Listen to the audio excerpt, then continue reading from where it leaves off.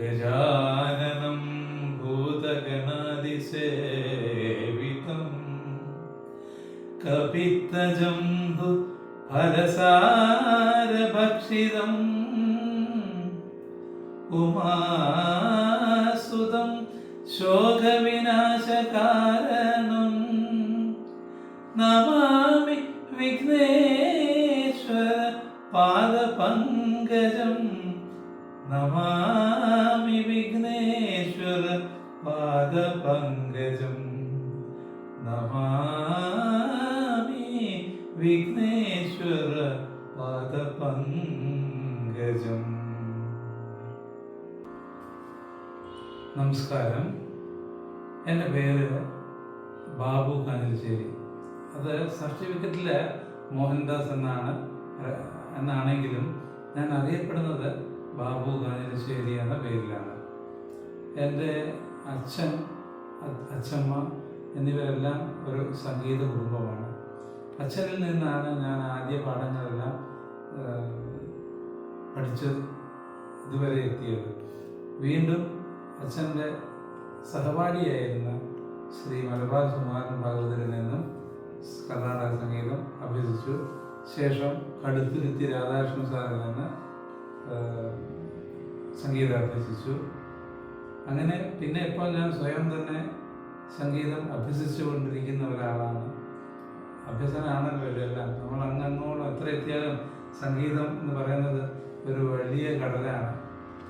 നമ്മുടെ കടലിനോടാണ് സംഗീതത്തെ എന്താ പറയുക ഉപമിച്ചിരിക്കുന്നത്, കടലിനോടാണ്. അപ്പം സാഗരം എന്ന് പറഞ്ഞാൽ നമ്മുടെ ഈ ഭൂമിയിൽ ഒരു ഭാഗമേ കരയുള്ളൂ. 4 ഭാഗങ്ങളിൽ 3 ഭാഗവും വെള്ളമാണ്. അത് കഴിഞ്ഞാൽ ഒരു ഭാഗം മാത്രമേ കരയുള്ളൂ. അതുകൊണ്ടാണ് സാഗരത്തോട് സംഗീതത്തെ ഉപമിച്ചത്. അപ്പോൾ അത്രയും അനന്തസാഗരമായിരിക്കുന്ന സംഗീതം എന്ന് പറയുമ്പോൾ അതിൻ്റെ ഒരു മഹത്വം നമുക്ക് മനസ്സിലാക്കാൻ കഴിയുമല്ലോ. സംഗീതമാകുന്ന സാഗരത്തിൽ നിന്നും ഒരു തുള്ളി ജലമെടുത്ത് അതിനെ അനേകം കണികകളാക്കി മാറ്റിയതിൽ ഒരു ചെറിയ കണിക മാത്രമാണ് ഞാൻ എന്ന ബോധ്യം പൂർണ്ണമായി എനിക്കുണ്ട്. അതേപോലെ എനിക്ക് കിട്ടിയ ആ കണികയിൽ നിന്നും അല്പാൽപമായിട്ട് എല്ലാവരിലേക്കും എത്തിക്കാൻ ഞാൻ ശ്രമിക്കുന്നുണ്ട്. അതിൻ്റെ ഒരു ഭാഗമായിട്ടാണ് ഞാൻ ഈ യൂട്യൂബ് ചാനൽ തുടങ്ങുന്നത്. ഞാനിപ്പോൾ വീട്ടിൽ ഓഫ്ലൈൻ ക്ലാസ്സുകൾ എടുത്തു വരുന്നുണ്ട്. വീടെന്ന് പറഞ്ഞാൽ നാദധാര ഗുരുകുലം എന്ന പേരിലാണ് എൻ്റെ സ്ഥാപനത്തിൻ്റെ പേര്, നാദധാര ഗുരുകുലം. ഈ ഗുരുകുലത്തിൻ്റെ പേര് കീഴിൽ വീട്ടിൽ ഓഫ്ലൈനായിട്ട് 10-60 കുട്ടികളോളം പഠിച്ചുകൊണ്ടിരിക്കുന്നുണ്ട്. അതുകൂടാതെ എനിക്ക് ഓൺലൈൻ ക്ലാസ്സുകളുമുണ്ട്. UAE, UK, US എന്നിവിടങ്ങളിൽ ഓൺലൈൻ ക്ലാസ്സുകൾ എടുക്കുന്നുണ്ട്. കൂടാതെ ചെന്നൈ, നമ്മുടെ ഇന്ത്യയിലുള്ള ചെന്നൈയിലും എനിക്ക് എൻ്റെ ഈ നാദധാരയുടെ പേരിൽ ഒരു ഇൻസ്റ്റിറ്റ്യൂഷൻ നടത്തുന്നുണ്ട്. അതും ഞാൻ ഓൺലൈനാണ് ഞാൻ എടുക്കുന്നത്. എൻ്റെ മകൾ മദ്രാസ് യൂണിവേഴ്സിറ്റിയിൽ മ്യൂസിക് MA കഴിഞ്ഞ ആളാണ്. അവളും ഈ ക്ലാസ്സിലേക്ക് നല്ല നല്ല സംഭാവനകളും സഹായങ്ങളും തരുന്നുണ്ട്. അതേപോലെ എൻ്റെ മകളുടെയും 2 മക്കളുണ്ട്. 2 പെൺകുട്ടികളാണ്. മൂത്തത് അശ്വതി, രണ്ടാമത്തേത് ഐശ്വര്യ. ഇവർ 2 പേർക്കും സംഗീതത്തിൻ്റെ ആദ്യ പാഠങ്ങൾ പറഞ്ഞു കൊടുത്തത് ഞാനാണ്. പിന്നീട് ഐശ്വര്യ കർണാടക സംഗീതത്തിൽ കലാക്ഷേത്രയിലും അതിനുശേഷം മദ്രാസ് യൂണിവേഴ്സിറ്റിയിൽ നിന്ന് MA എടുത്തും ഇപ്പോൾ ക്ലാസ്സുകളെല്ലാം എടുക്കുന്നുണ്ട്. അവർ ആ സംഗീത ലോകത്തിൽ വിരാജിക്കുന്നു. അതേപോലെ എൻ്റെ എല്ലാ മക്കളും എന്ന് പറഞ്ഞാൽ ഇവിടെയുള്ള നിങ്ങളടക്കം അടങ്ങുന്ന എല്ലാ മക്കളും അത് സ്വീകരിക്കുമെന്ന ഉത്തമ വിശ്വാസത്തോടെ ശ്രുതിവന്ദനം ചെയ്തുകൊണ്ട് നാം സംഗീതാഭ്യസനം ആരംഭിക്കാം.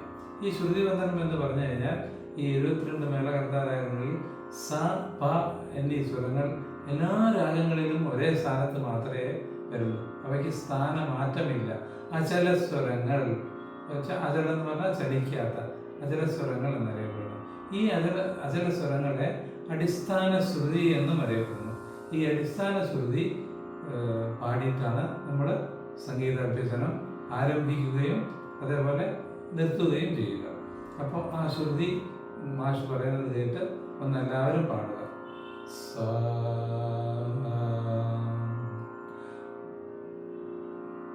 ഫാ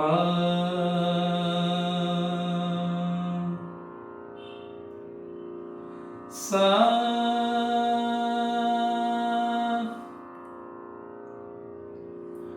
പാ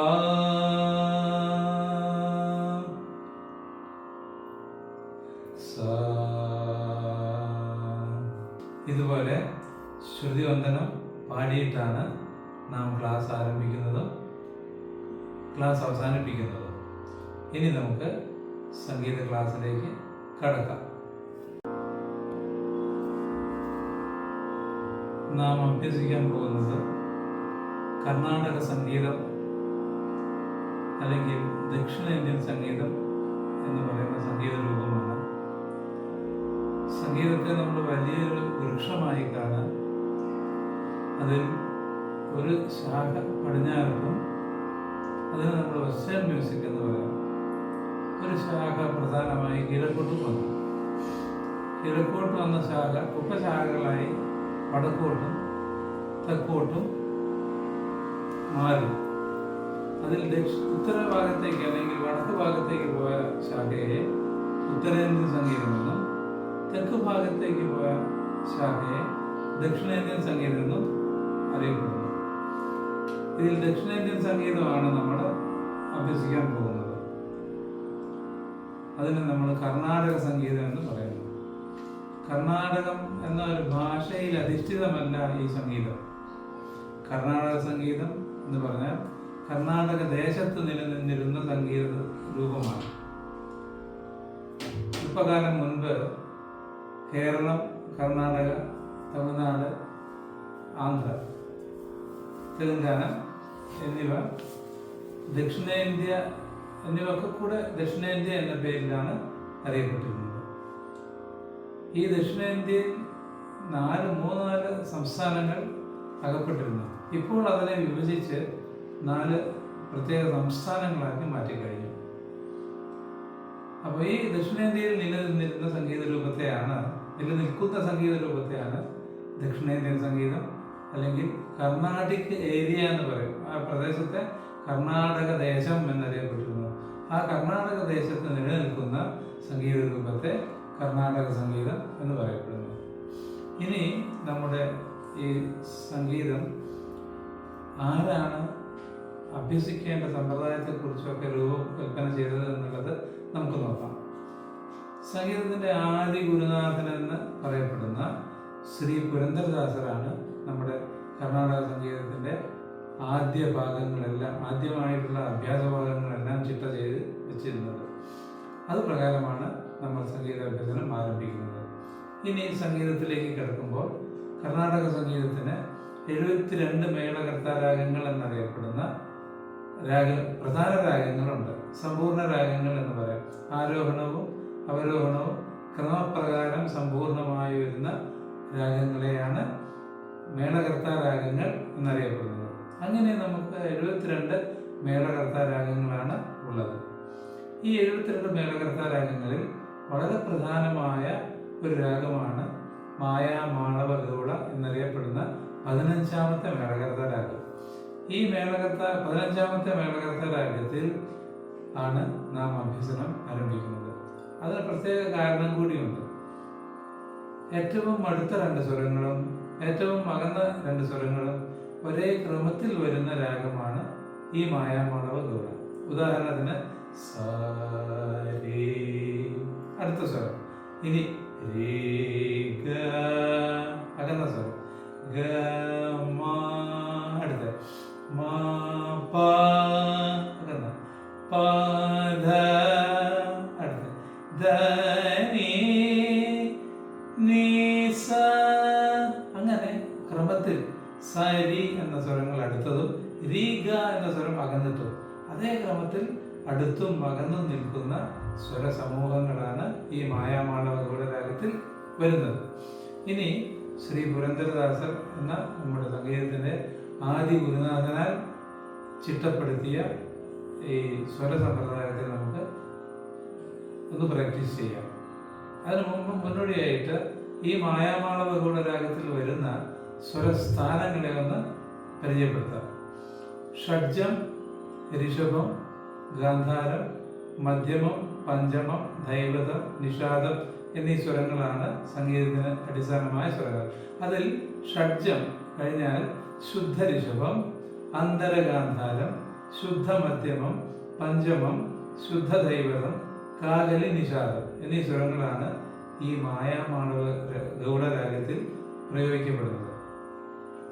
ഇനി നമുക്ക് ഈ സപ്തസ്വരങ്ങളെ ഷഡ്ജവും കൂടി, മേൽ ഷഡ്ജം എന്ന് പറയും. സപ്തസ്വരങ്ങളുടെ കൂടെ മേൽസായിലെ ഒരു ഷഡ്ജവും കൂടി ചേർത്ത് പറയുമ്പോൾ അതിനെ സ്വരാഷ്ടകം എന്ന് പറയപ്പെടുന്നു. ഈ സ്വരാഷ്ടകത്തെ നമ്മൾ 4 കാലങ്ങളിൽ അല്ലെ 4 ഗതികളിൽ പ്രയോഗിക്കുന്നതാണ് അല്ലെങ്കിൽ അഭ്യസിക്കുന്നതാണ് ഇതിൻ്റെ ആദ്യ ഭാഗം. ഇത് ഒരു താളത്തിൽ, ചതുരസ്രജാതി ത്രിപുട താളം അല്ലെങ്കിൽ ആദിതാളം എന്ന താളത്തിൽ നിവേശിപ്പിച്ചുകൊണ്ടാണ് നാം അഭ്യസനം ചെയ്യേണ്ടത്. അപ്പം സ്വരങ്ങൾ എങ്ങനെയാണ് പ്രയോഗിക്കേണ്ടതെന്ന് ആദ്യമായി നമുക്കൊന്ന് പരിശോധിക്കാം. അത് ഞാൻ ഇവിടെ പറയുന്നത് പോലെ അതിന് ഗ്യാപ്പ് ഇട്ടിട്ടുണ്ട്. ആ ഗ്യാപ്പിൽ നിങ്ങൾ പഠിക്കുന്ന പഠിതാക്കൾ ആ ഗ്യാപ്പിൽ ബാക്കി ഭാഗം നിങ്ങൾ പാടണം. ഞാൻ ചൊല്ലിത്തന്നത് അതേപോലെ ചെല്ലാം, മാത്രം മതി കേട്ടോ. ഓക്കെ.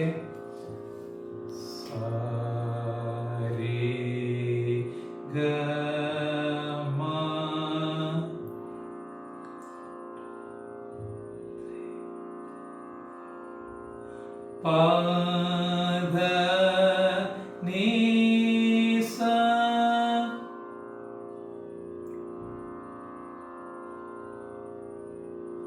സാ നീ ധ പ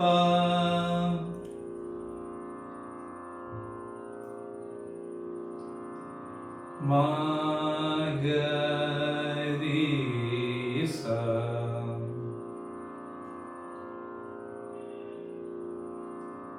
ഇതിന് ഒന്നാം കാലം, ആദ്യത്തെ പ്രഥമകാലം, ഒന്നാം കാലം എന്നൊക്കെ പറയുന്നു. പ്രഥമം എന്ന് പറയാം, ഒന്നാമത്തെ എന്നതിന്റെ അർത്ഥം. ഇനി ഇതിന്റെ ഇരട്ടി വേഗതയിലാണ് രണ്ടാം കാലം പറയാം. സരി ഗമ പധ നീ സ സാ നീ ധ പ മാ ഗ രി സ. ഇത് രണ്ടാം കാലം അല്ലെങ്കിൽ ദ്വിതീയ കാലം എന്ന് പറയും. അടുത്തതായി നമ്മൾ മൂന്നാം കാലത്തിൽ, മൂന്നാം കാലം എന്ന് പറഞ്ഞാൽ രണ്ടാം കാലത്തിന്റെ ഇരട്ടി വേഗതയിലുള്ള മൂന്നാം കാലത്തിൽ നമ്മൾ പാടുമ്പോൾ 4 അക്ഷരം വീതമാണ് വരിക. ഒരു ഗ്രീക്ക് താളത്തിന്റെ ഒരു ഗ്രീക്ക് 4 അക്ഷരം വീതം വരും. ഇനി അത് മാഷ് പറയുന്നത് കേട്ട് പാടാം. സരി ഗമ പധ നീ സ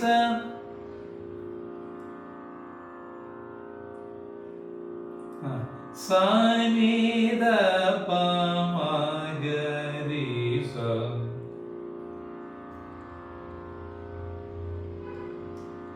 സരി ഗമ പധ നീ സ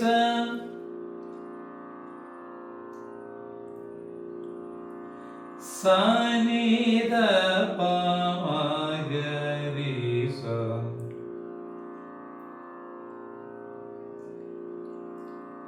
അടുത്തതായി നമ്മൾ നാലാം കാലം. ഇതിപ്പോൾ 4 അക്ഷരകാലമാണ് പാടിയത്. നാലാം കാലം പാടുമ്പോൾ അത് 8 അക്ഷരകാലമായിട്ട് പാടും. താളത്തിന്റെ ഒരു ഗ്രീക്ക് 8 സ്വരങ്ങൾ വീതം വരുന്നതാണ് നാലാം കാലം. അത് ആരോഹണം മാഷ് പറയും, അത് കേട്ട് അതേപോലെ നിങ്ങളും പാടുക. സരി ഗമ പധ നീ സ സാ നീ ധ പ മാ ഗ രി സ. സരി ഗമ പധ നീ സ സാ നീ ധ പ മാ ഗ രി സ. സരി ഗമ പധ നീ സ സാ നീ ധ പ മാ ഗ രി സ.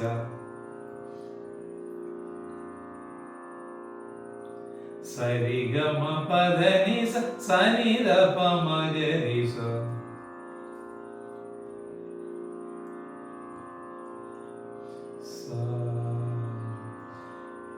ഇത് നിങ്ങൾ ചെയ്യുമ്പോൾ എങ്ങനെ വരുമെന്നുള്ളത് മാഷ് പാടിയിട്ട് കേൾക്കുക.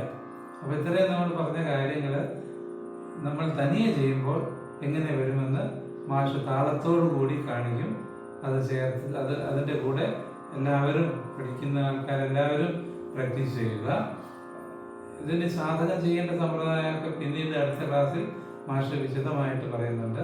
ഇതിപ്പോൾ നമ്മൾ ഈ 4 കാലങ്ങളിൽ ഈ സ്വരാഷ്ടകം എങ്ങനെയാണ് പാടേണ്ടതെന്ന് നിങ്ങളെ കൊണ്ട് പാടിക്കാൻ വേണ്ടിയിട്ടാണ് ഞാൻ ആദ്യം ഗ്യാപ്പ് ഇട്ടുകൊണ്ട് പാടിയത്.